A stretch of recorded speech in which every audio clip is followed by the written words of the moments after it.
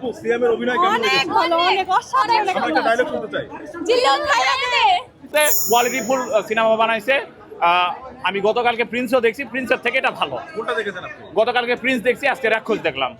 সিয়াম কেমন লেগেছে? সিয়াম ভাই যথেষ্ট ভালো মুভি বানাইছে এবং সিয়াম ভাই যদি এইভাবে যদি নিজেকে ধরে রাখতে পারে আর ইমপ্রুভ করতে পারে, এক সময় ভালো বাংলাদেশে ইন্টারন্যাশনাল মানের এখন সিনেমা হচ্ছে। ডায়লগ শুনতে চাই।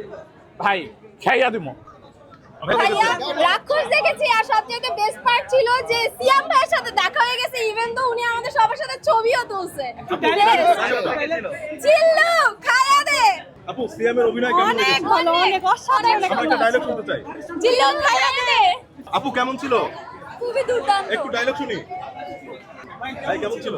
মুভিটা ভালো ছিল ভাই, আর মানে ডায়লগ গুলো অনেক ভালো দিছে সিয়াম আহমেদ। মানে এই মুভিতে আমি বলতে পারি সিয়াম আহমেদ তার মানে জার্নি প্রপারলি এবং ভালোভাবে শুরু করলো, মানে একটা বিগ যে ইয়াটা সেটা দিতে পারছে সে।